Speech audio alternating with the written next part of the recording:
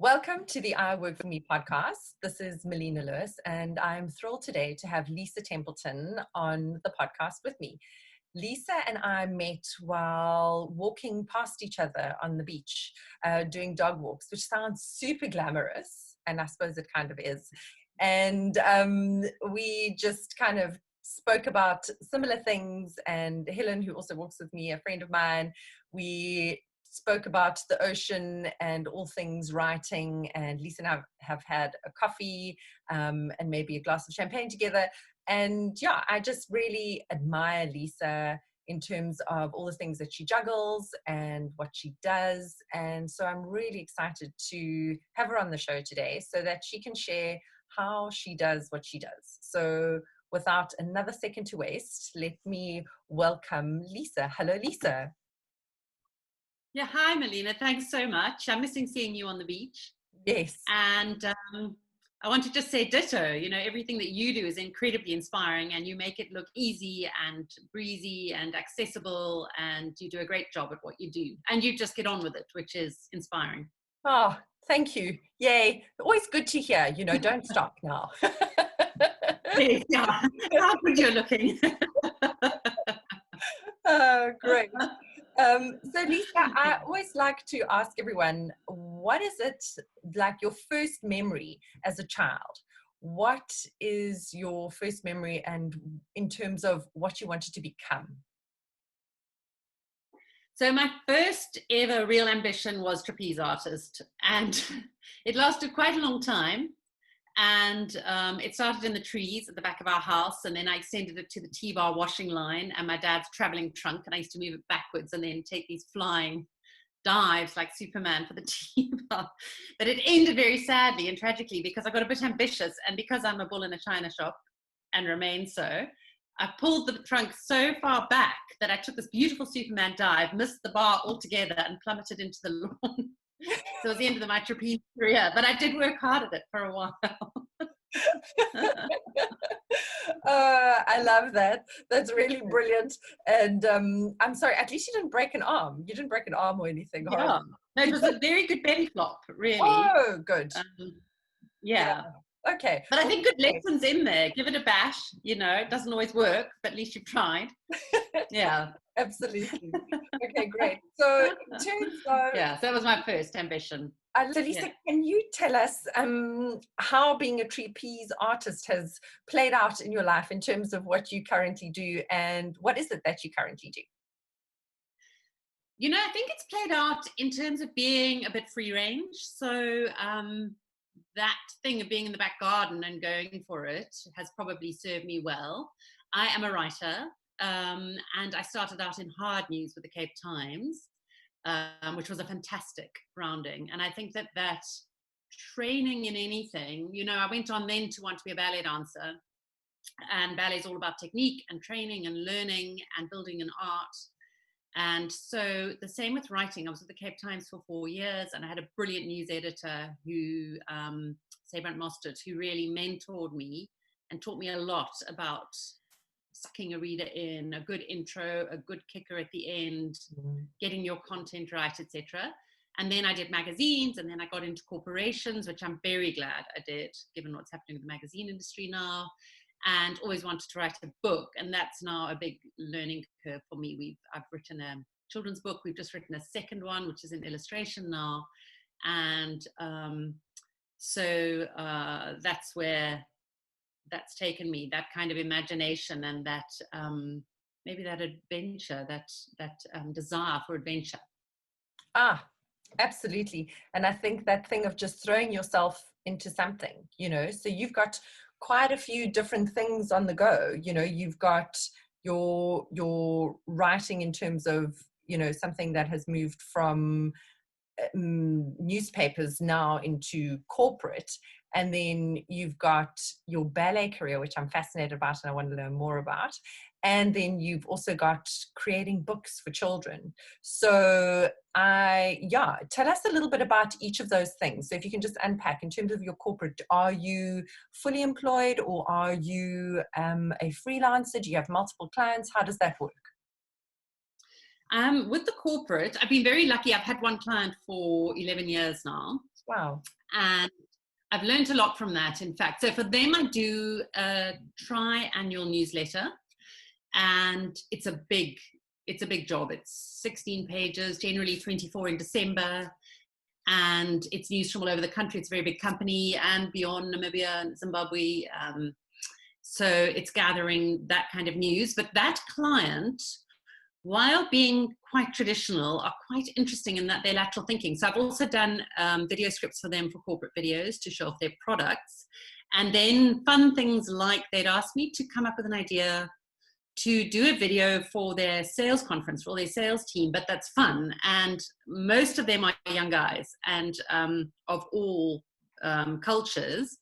And so I decided on a rap song, and they just went for it. And we did this. So you know, that was one beautiful thing. I wrote a rap song, and then we actually got one of the guys from the factories to rap it. And yeah, and teams from the factories did the do-wah girl kind of things, you know. So so that was great. Project-wise, I've really enjoyed working with them. It's always lateral things going on. And then I've helped people with, well, I've just done a job, for example, for a financial house on their website, but coming up with a copy, but also the website layout. So a graphic designer actually put it all, you know, set it all up, but conceptualizing what the messaging is, what the brand should look like, which each page, the content for each page. So I take on ad hoc clients like that. And in the magazine world, I've done a lot of corporate copywriting, as well as PR. So I've written for the Graduate School of Business, UCT's GSB. I've written for Diners Club, which was directed at business people, top-end business people. I've written for Old Mutual for both top-end business people and then lower investors where the information needs to be much more accessible. So that's the corporate side. Okay. And then in terms of the media, you know, I've enjoyed, if you write for a magazine, and this may be true of any business, I always have the end user in mind. So writing for a magazine, I will try and write for the audience. I always find out who's your audience, what do you want them to know, and then I really have them at heart. So magazine writing can be fun. It can be like girly. If it's for a woman's magazine, you can be quite cheeky. Or if it's for a magazine where you've got investors, but they're actually quite humble in terms of education and finance, how you're going to get something across in a way that people can understand and benefit from it and gain from it, and inform and educate. So that kind of work is the one thing I do. And then now, like you've done, I'm self-publishing a book, and that's a very big learning curve. That's right. A whole new game. Yeah, that's quite scary, actually. Yeah. Yeah, it's pretty terrifying. And the minute you think it's going to get easier, it doesn't. Sorry if I am like the bearer of bad news, but at least you do create kind of a model eventually based on many mistakes about the things that you need to do and have in place. So in terms of your writing, so you're writing for like corporates, you're writing magazines, kind of women-y stuff, and then you're also writing for children. So there's a lot of versatility in your writing. You know, some people only like to write certain things, but you are able to kind of move around quite a bit and look at things from different perspectives. And I feel like maybe that's your trapeze coming out in as part of the act, is that you can actually flip and turn and twirl around and do a lot of different kinds of writing, which I think is an amazing ability. So yeah, congratulations and good on you to being so versatile. The other versatile element about you, and flexible, if I may be so bold, is your ballet. So tell us about ballet, how that fits in your life and how it drives you, because I know the ballet also feeds into your writing. So if you can talk to us about your ballet journey. So the ballet's been very interesting. The ballet I took to quite late in the day at school. And then I always wanted to do ballet. And in high school, I upped the ante a lot. And I did ballet very, very seriously. And I was driven by posters. I had posters up in my room saying, if you can dream it, you can achieve it. And I used to devour these posters. And in standard 8, as we were then, back in the day, I pestered my parents to send me to the top ballet teacher in the country, and she ended up being one of the top in the world, Mignon Furman, and started a sort of renowned ballet school in the US in New York. Anyway, and I worked very, very, very hard at the ballet and did 8 lessons a week through standard 8 to matric, and got up to advanced. And then I did classes in London. I did professional dance classes at Pineapple in Covent Garden. And in the end, I didn't get to do it. I was tall. I should have persisted, actually. So I learned a lot of lessons there. My parents weren't keen. They were more keen I get an academic degree, and I can kind of understand that now. So I got sent to UCT rather than to ballet school. I did English. But it was a passion, and it was an identity. Ballet is discipline. It's hard work. It's fun. It's being professional. It's turning up, looking good, working hard at the bar, throwing your whole heart into performance. But it was also having a laugh, other dancers. And I've realized that dancers generally are quite high achievers. And then once I did it till 21, broke my knee at 21 on the ski slope. So that kind of scuppered that, my London efforts. And I went back a few times as an adult, but I hated not being good at it. I hated going back and not being what I was. And it took me a long, long time to accept that I should just do it for the joy. And latterly, I went to see a life coach to chat about what I could do next and what have we. And she latched on to this dancer thing, and she said that dancers are dancers. She said it's a very important part of your identity. It's how you move, it's how you think, it is everything about you, and you have to dance. And by the time you come back next week to see me, I want to know where you're dancing. So I was like, oh, okay.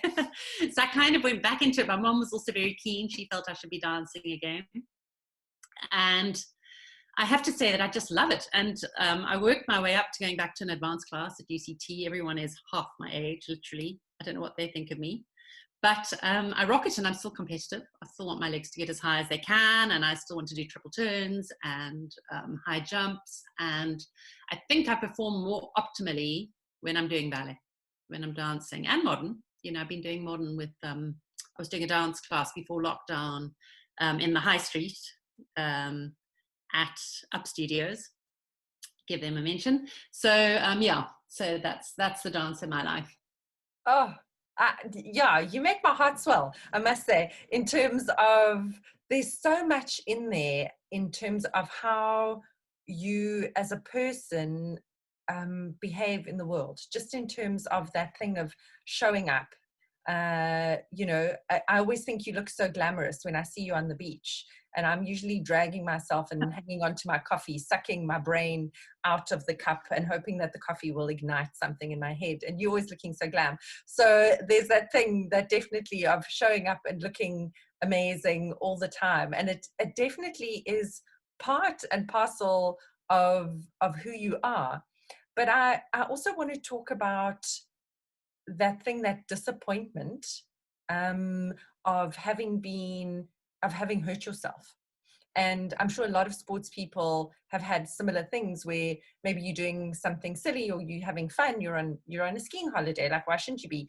And something unfortunate happens. And how do you manage to pull yourself out of that? Because I think it is in parallel with maybe a lot of people losing their jobs. How do you pull yourself through to the other side? And I don't know if you kind of can go back into your memory and think about how you did that and how you filled that gap that the ballet brought you until you went back to it, obviously. And yeah, so how was that done? I mean, it must have been devastating. It was absolutely devastating. I think the first devastation came in matric, when I couldn't then go to ballet school. And I felt like I'd been shot when I got that news, actually. I sort of staggered backwards. So you raise a very interesting question, because it is around people's jobs. And at the moment, I also think of professional sports people. I think of Sia Kolisi, who was at the top of his game, beat the whole world, just was a global ambassador for South Africa. And now he must be sitting, worrying about his fitness, getting back in the game. I think that injuries and things happen. that stop us. And actually, there is a part of you that doesn't have to rally, I think. There is, I read a quote by Elizabeth Gilbert the other day where she said, if I'm feeling fractious and grumpy, I have to sit down and look at my truth. What is actually bothering me? And we have this thing where we feel we have to rally and keep going. And sometimes it's all right to just sit down and say, well, this is bothering me. And actually, it's quite tough. I've lost my job. I was good at it. It was part of my identity. It was part of my day. It was part of what I spoke to my spouse about. And now it's gone, and that's tough. And poor me. And then you have to think, okay, what am I learning from this? How can I grow? Is it an opportunity to move in a new direction? There's always opportunity in these things. And there's that lovely saying, you have to clear a runway for a Boeing to land. So I think all of us at the moment have had that moment to breathe and to step off the world that we were so busy in and think, okay, what's going to be my next Boeing? Or do you even want a Boeing? Some people are saying, well, no, I just want to retire. And that's also fair enough if you can afford it, Oh, that would be nice, hey? Yeah, nice, yeah. back again. Yeah. Oh, that would be amazing. Hey, take my kids out of school and be like, bar the education. So Exactly. So it is very much around kind of that clearing and then that moving through. And how did you so you went then to UCT, you studied there, and obviously you found your other passion, which must be writing and reading and English language. So I've always been lucky in that I had that other strand. In Sabi, I wrote an essay about my family, and I wrote about my mom cheating at cards and how if it came to family games, I wanted to be on her side because she always won, but not always ethically. Now I'm very ethical, and she is ethical, but she did cheat at cards. Anyway, and then and her big teeth. She had this big smile. And anyway, the teacher wrote a thing to my parents and said, no, Lisa has to be a writer. It's what she does. So, but my UCT career was a little bit not linear. My CV doesn't reflect this, but essentially I went to UCT for the first 2 years, but I was so sort of blown away by the ballet and the loss of identity, the loss of discipline and all that stuff I'd worked so hard at to achieve, all those dreams, just were obliterated. And so I loved studying the English, but I actually left after 2 years and I went overseas for 4.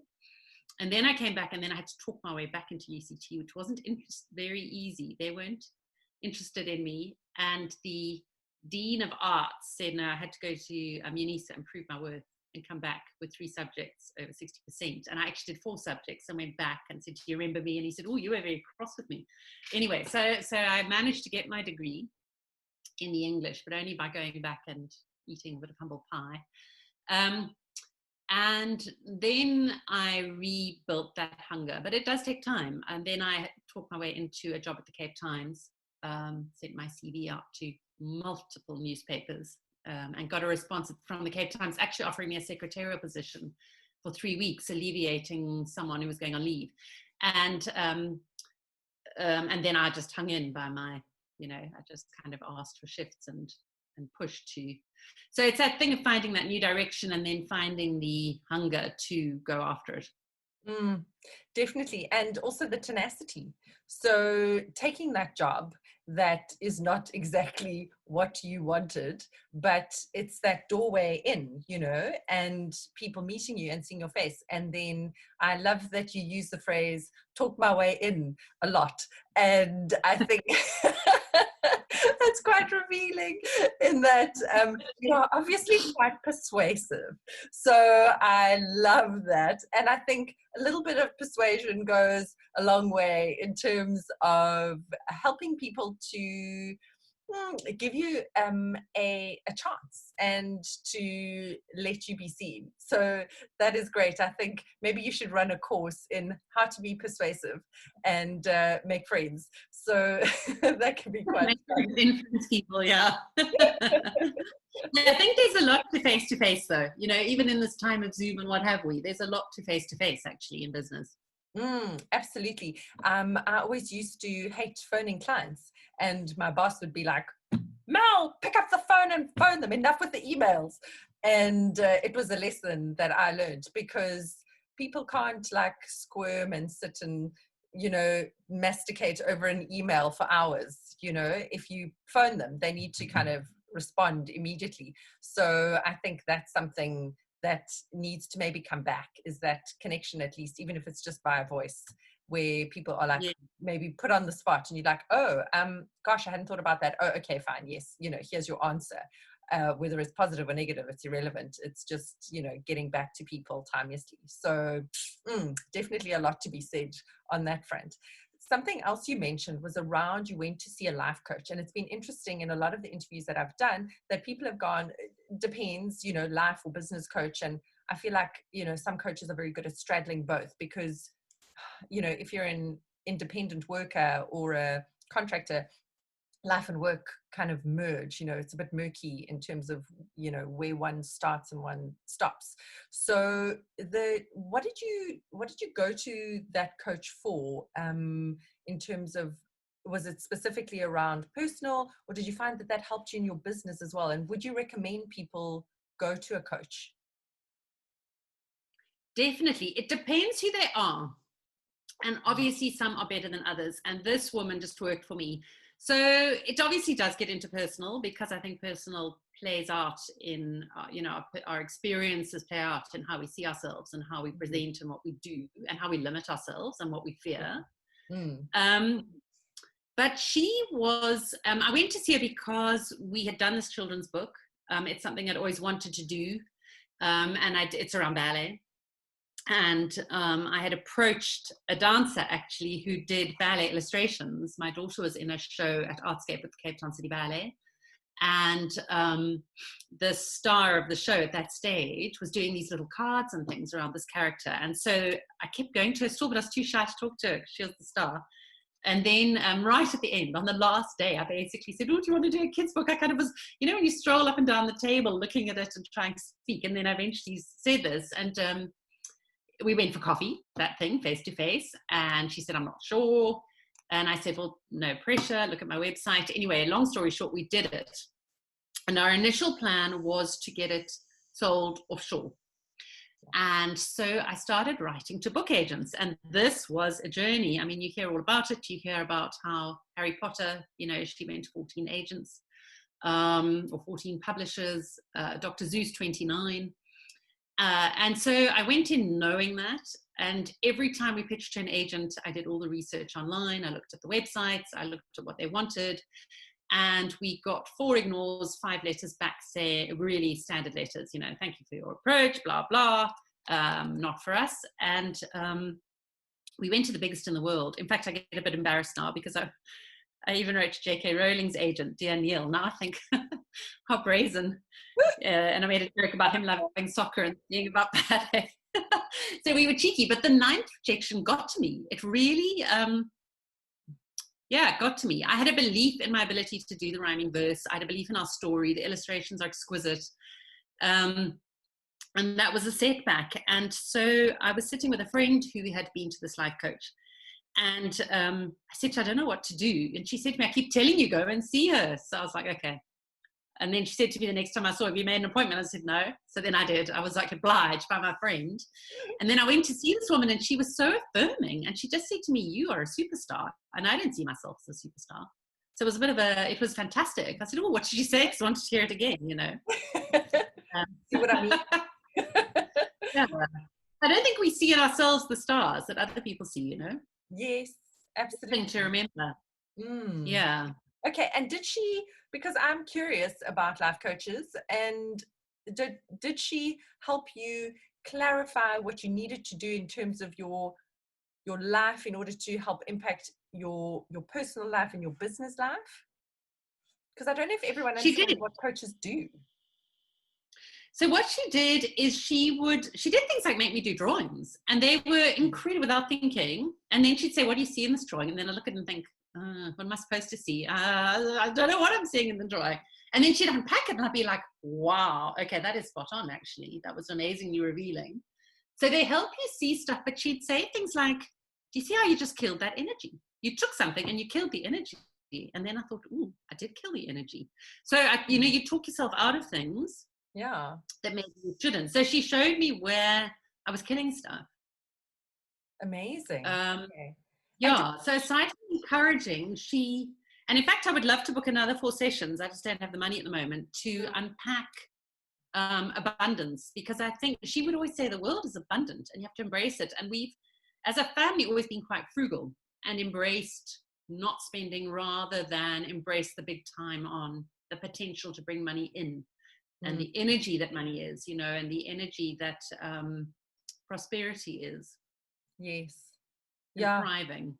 It is. Yeah. It's a very tricky one, and also especially in this time, to think of abundance and completely take that on when we see around us, especially in a place like Africa, where there are such stark differences in societies, and there is so little to walk around feeling abundant. It seems like quite a ridiculous concept Yeah, at times. it Um, does. so it's very difficult. I don't think it's an easy thought process or an easy thing to take on. No, it's very humbling, and and there's a big part in South where you don't feel it's right almost. And Yeah. yet, how amazing if you can employ people. And if you have, like, through this, I wished I've had more money to help people. I've helped Mm, people where I can. And I think if everyone does their bit, but then I sit and I think how amazing if you could really, take on some of these like gardening projects and have the money to help people mm, and to employ people. If you've got a business with products where you get to the stage where you can employ packers or needle people, or where your journey actually starts taking people along with it. exactly. And to offer skills and etc. So yeah, absolutely. Interesting. Okay. So I hope that you will soon have enough, or maybe you should just, I don't know, slap it on the credit card and go for those 4 sessions. Yeah, Not exactly. me. Yeah, I think I do need to. I was going to say, don't listen to me about money. So, but hey, what are credit cards for? So, Yeah, and yeah, there is enough. That's the thing. As long as one's eating, and yes, I think we're very lucky, aren't we? Yeah, yeah, exactly. So Lisa, yeah. in terms of all the things that you've got going, so I mean, I'd love to get into the nitty gritty around the publishing, just in terms of the thing that I resonate so much around sending off those letters to the publishers. And I didn't even go global. I just went local, and they said, no thanks. So that whole thing of thinking, oh, isn't it like, don't you even want to just give me a bit more feedback, or and yeah, so it's a difficult thing to put yourself out there. But the one thing that always keeps me going is that, you know maybe they aren't your people, in terms of who you are selling to and who you're writing for.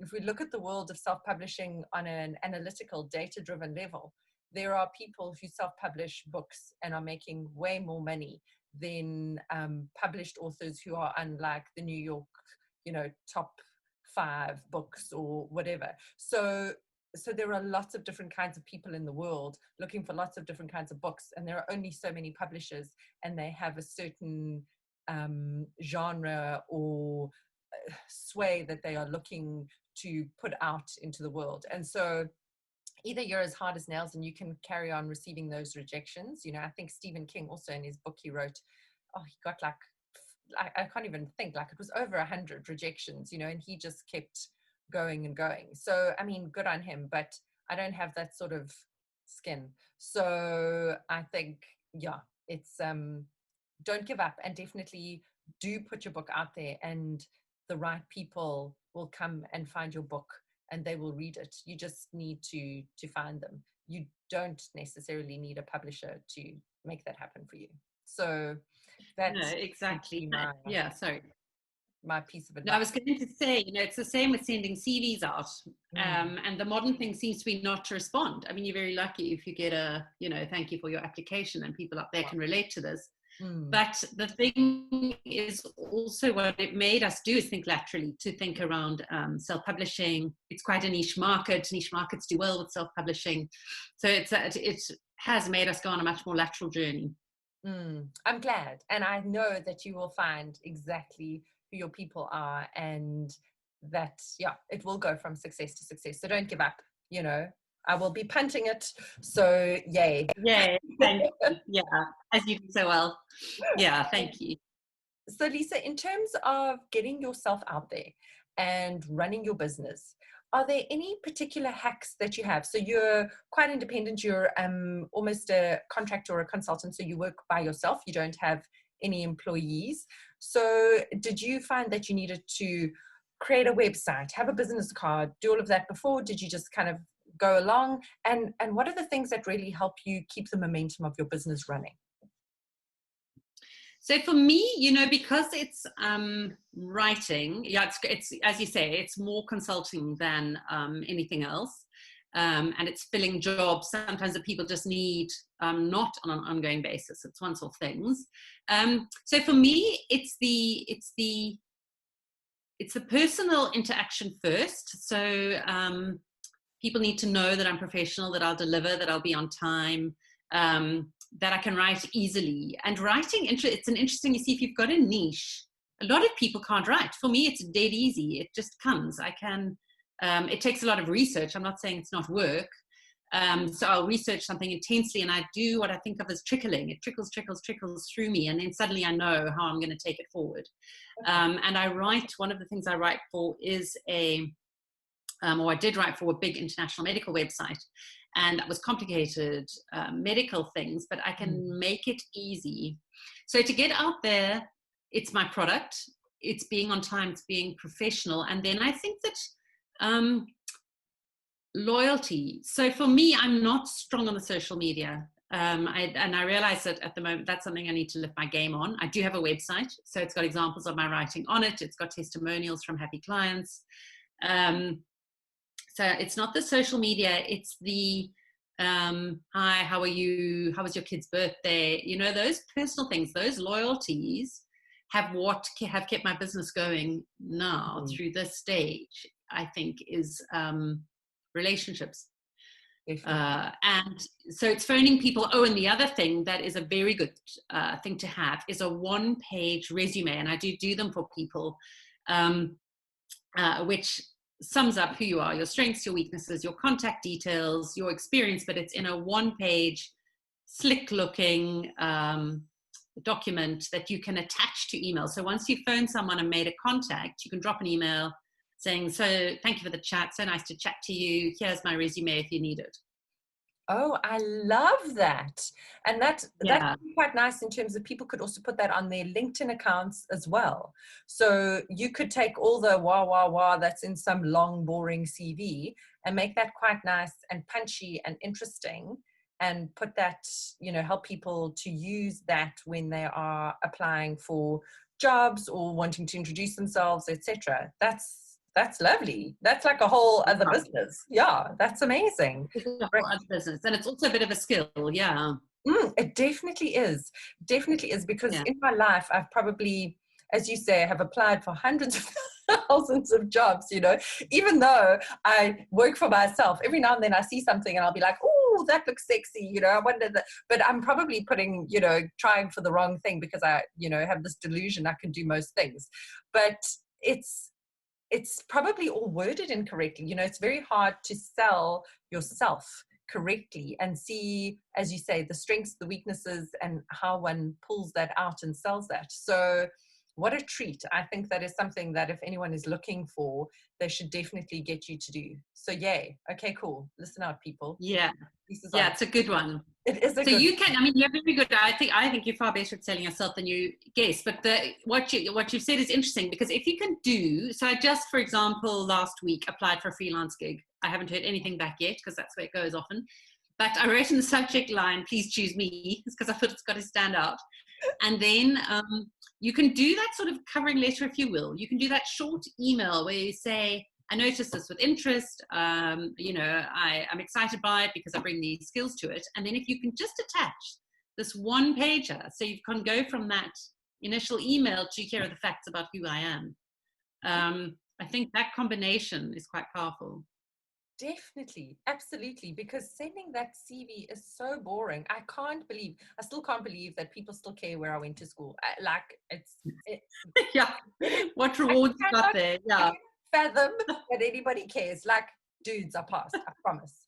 So the fact that people will ask you for that garbage irritates me to no end. So Yeah. absolutely. And then also what degree you did. And I understand, but I went to varsity 20 years ago. That is a long time. That's like a whole almost 2 generations. And so like what I studied doesn't tell you what I did. I'm not a doctor, I'm not a lawyer, like it is irrelevant, and people still put like they wanted this and that and the other, and I'm just like, oh, we're never going to see eye to eye because I just don't think like you in the first place. So I think this is a great I'm having a rant. Yeah. So I think it's awesome that you produce this document that works on exactly what you've got to offer in the here and now. So that is stunning. And yeah, I hope people get in touch with you for that, because that is a huge win. So yay. I also wanted to ask you, in terms of you've got ballet, you've got your writing, you've got this amazing kind of project around getting people to identify their goals, identify their offerings. Do you have overarching goals in terms of where you want to go in, say, a year, or in 5 years, or in a month, or do you kind of just wing it? How do you kind of plan? Um, in a way, I suppose I think a lot. I do an annual plan, Mm-hmm. and I mean, that sounds fantastic. I'd like to tell you it's a spreadsheet broken down into months. It's not. It's like a mind map. It's really, it's really not. Anyway, so I do this sort of mind map. So I'll put the year in it, and then I just do this mind map of stuff I want to achieve. And it doesn't always happen in that year. And if it does happen, it gets a smiley face. I review it in the next January. Okay. Yeah, and a friend of mine had said something very interesting. She said, we measure ourselves in what we achieve in a year, and actually you should measure it in 10 years, because a lot of stuff you're laying foundations, So if you look back at what you've accomplished in 10 years, it's very different to what you accomplish in a year. But I do set goals, and I do review them. And even now I'm looking at, like, what do I want to do? And I think especially when we are moving further and further away from our youths, let's put it like that, rather than saying getting more mature, moving further from our university degrees, you kind of want to make sure you're doing something that you also enjoy, that you sit down and you think, yay, I'm going to do this, and I enjoy the people it brings to me, and I enjoy the stimulation, and I enjoy what I'm learning. And so for me, I am aware that while I have built a very good career out of my ability to take facts, whether it's finance, medical, health, travel, I do a lot of travel writing, and turn them into copy. I would like to explore creative writing. And my daughter taught me something now this lockdown, because I was entering a creative writing competition, a big international one. And I said to her, I don't know if I should. Sometimes you don't even get a response to these things, and I just want to win. And she said to me, oh, that's not why I do it. So I said, well, why do you do it? And she said, well, I do it because I enjoy it, and I do it because it's fun. And I was sort of, yeah, and I'd forgotten that that's why I started. So that was a big learner, is, do it because it's fun. So my goal now is to explore the creative writing, but I obviously have to earn a living. And so it's brave to go into that sector. And that's the goal that I'm now embracing, is how can I take that forward? Oh, yes. And I think that's a great thing to try and do, is to do something that you do for love. But with the conscious, like, understanding that it probably isn't going to necessarily earn you money for a little while, and that could be as long as it is, or that it may never, and I was saying to my husband the other day, I said, really, I'm going to give up on this writing lark and this podcasting lark, and I'll just focus on my corporate clients and just write corporate copy and that'll be it. I'm done, And he was like, uh-huh. He was like not believing me for a second. He could see that I was just having a huff. And he was like, yeah, okay. Yeah, but you'll still carry on writing anyway, hey. So I was like, yes, I will. And it's that thing that you can't help yourself if you love it, like I love engaging with people and meeting and interviewing people. Can't help myself. Love writing also. Can't help myself, but yeah, unfortunately, you need to be quite realistic, and you've got to have at least one stream of actual real income. So yeah, it's quite an interesting one, I'm afraid. So just kind of on that note, are there any failures that you've had over the years that you would share that have potentially given you insight that take you forward? So a failure that taught you a good lesson, and then you changed how you operate going forward. So late last year, I was writing copy for an international client, and I enjoyed it. I did have my doubts about it, so that's an interesting thing, because they weren't paying a lot for what it was, for the time and the expertise. But they just stopped using me, and I had a couple of times where my deadline had been late because of the time difference. I hadn't clocked the time difference. So they wanted by 9 a.m. and I'd gone slightly past that. I don't know if that was it or not, because I'd done an awful lot of writing for them by then. But it did teach me that reminded me, and I've been reminded a lot through this period, of the importance of professionalism, being on time. And a thing that I'm quite good at is, if inevitably things, you may have things that go wrong. You may have, so you promised a client something that's more difficult than you realized. It's going to take more time. I'm sure that a lot of your listeners can relate to this. So the thing with that professionalism is to get hold of them. And I always say this to my daughter if she runs late for something with school. I say, you get hold of them and you say, I'm on it. I'm sorry, it has taken longer than I thought, and I will have it with you by Tuesday. Because what people want is a solution. They want an apology to say, I'm sorry, this is what's happened, and then a solution. They just want it done. So that professional thing of staying in communication, not ducking and diving, but communicating is a big thing I've learned. It's that professional thing of, yes, the ball has slipped, but here I am, I'm going to correct it. I think it's, yeah, and I think it's critical. I like to think that I'm quite good. I'll usually kill myself for a deadline. So like, that's one thing. Yeah, maybe it's because it's the word dead in it, but I don't know. But for a deadline, I will really work to make sure that I get to deliver on that point, or I will then ask for more time. But when people do not deliver on a deadline, I become quite incensed.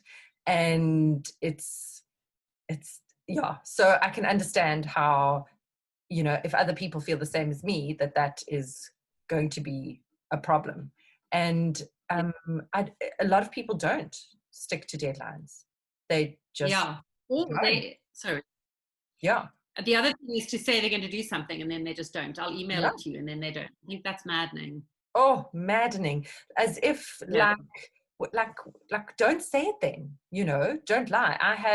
I went to a school in the Valley, and the principal, I gave him 2 of my kids' books, and he said, wonderful, I'll read them and I'll get back to you and we'll put it in our library when our library's ready. And he never got hold of me. Never. And now every time someone says, oh, I'm going to have a look at that school, I think it'll be a good school, and I'm like, my children are never going there, because of that one interaction, where someone was, untruthful, deceitful, like I don't know what you call it, but you didn't stick to what you said. Drop me an email and say, your book sucks, I hated it, rather than just nothing. Don't tell me you're going to do something and not do it, especially if you're the principal. Like, how are you going to ever look after my child in your school if you can't do this one thing? But that's me, I will, that is not good enough. So yeah, very, very, very important lesson. If you're going to do something, best you do it, otherwise just say, I'm actually hands up, not going to make it. So yeah, true point. Well pointed out. Thank you. And yeah, good lesson, I suppose. Yeah, there's a second one too, I just wanted to say, and that is that when you do fail, so when you, for example, with the book agents, so this example of finding a lateral way around a challenge, I'd gone to this talk years ago at the Yacht Club at Cape Town, the Royal Yacht Club, and they had their guest speaker was an English Olympian, and he had wanted from little to be a 100-meter runner. He wanted to get to the Olympics. That was his thing. He was going to get to the Olympics. That was his big goal. And he was a 100-meter runner. And while he was fast, he wasn't fast enough to make the national team. He wasn't making the times needed to get to the Olympics. And then he thought, well, what else can I do? I just want to go to the Olympics. And so he took on the hurdles. And then he turned out to be a really good hurdler, and he made the British national team and actually became an Olympian. Oh, so yeah.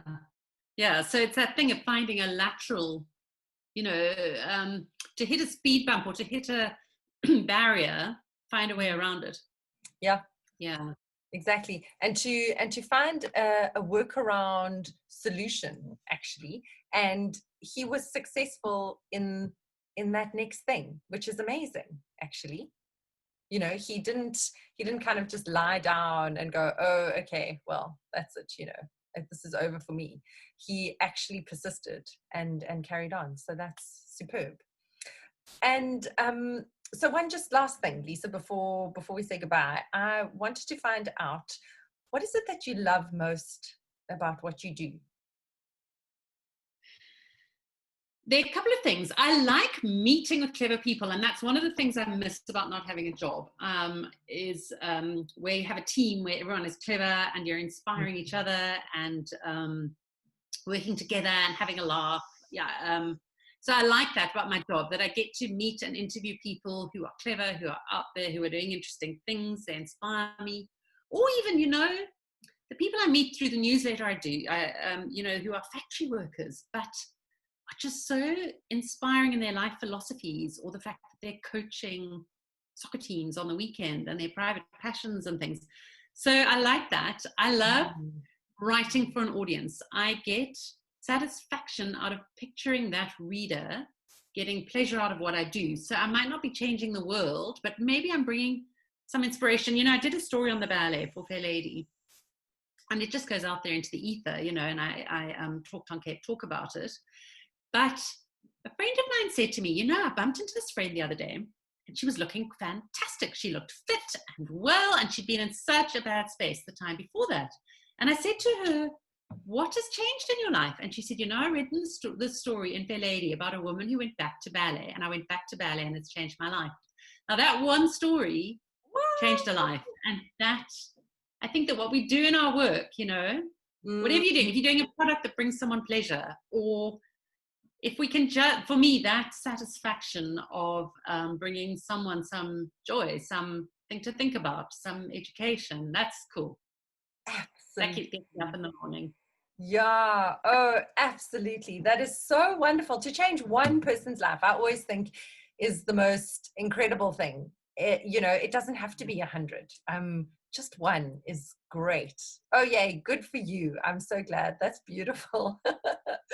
So, Lisa, how can everyone get hold of you if they need some writing, if they need that kind of personal profile done, if they want to work with you on a book? How do they get hold of you?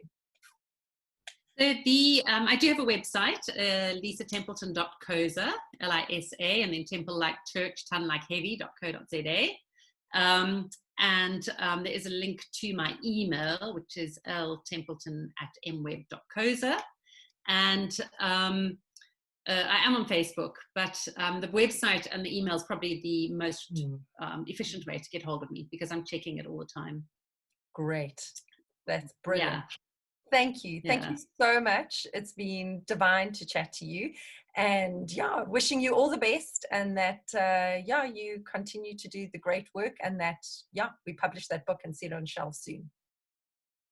Yeah, thank you very much, and to you too. Thank you for being a bright and shining light in the lives of people. Awesome. Thanks, Lisa. Cheers. Bye.